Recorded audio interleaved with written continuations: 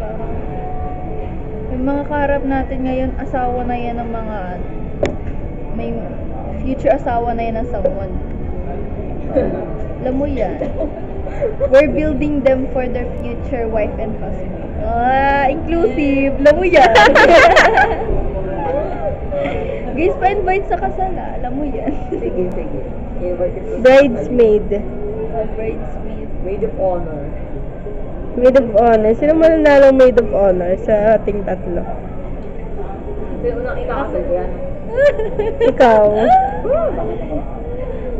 Si Early. Yeah. Early. Go early. Butik hindi talaga yun. Ayoko, panghuli ako. No. Panghuli ako guys, 36. Kaya according to statistics, konti na lang daw Gen Z yung gustong makasal at magkaanak.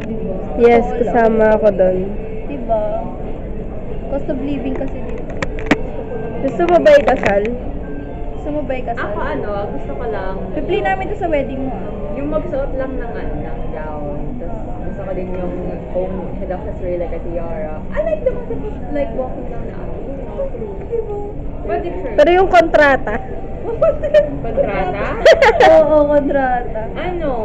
Well, ako wala naman akong reason kung bakit hindi ako parang ayaw kong ikasal. Kahit na hindi pa ako nakaka-experience ng Ay, like, wala naman kasi akong personal reason na mag-ayaw sa kasal. talaga? Like, ano ang disadvantage? Well, other than the, like, marital affairs, yun. Na parang kasi, I mean like, for me, like, as someone na gusto laging free, mas, ayoko ng rules ng marriage. Hindi ko lang alam. Ayaw lang. Rules ng marriage. Parang kasi siyang nakakakulong. Para sa akin, yung feeling na gano'n. Like, magkakaano ka, may commitment. Ano na? Hindi naman sa commitment. Like, kaya kong Depends mechanism. Alam na. Yung ewan ko, parang lagi ako nakakulong kapag nasa marriage. Parang gano'n. Ang dami. freedom. So, ayaw mo? Parang si Ian.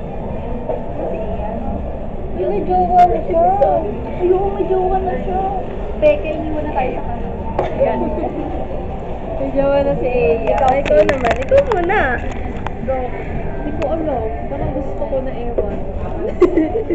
Hindi ko kasi sa pinakaunang bride. Pero it all boils down sa partner. Oo, kung sana matino siya. Matino siya. Yun ang masasabi ko. Ayaw niya sa walang katino. Tulad mo. Basta gusto ko ng wedding. Kasi maganda nga yung concept ng wedding. Pero yun nga, yung partner ang problemahin natin. Yeah. Wala pa kasi. Ikaw. Ikaw, Kate. Ako, ganun din. Anong ganun din? Like, Ano? Kaninong gano'n? Ito kami dito.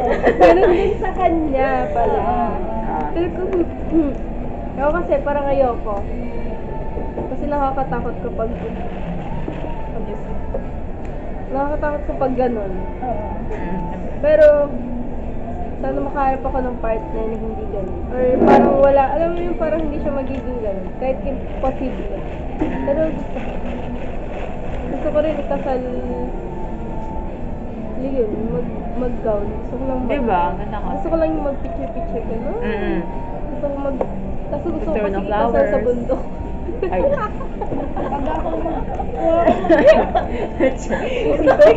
Mamay sa kapre ka na ikakasal.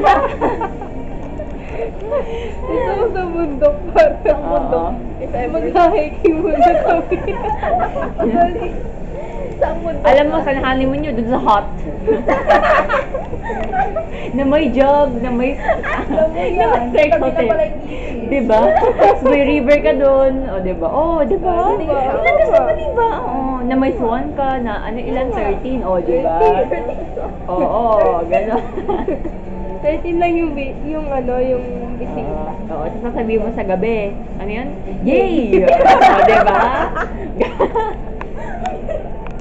Yay! Yay! Grabe guys. Ganon. Dito na punta. Ako gusto ko yung kay Banks.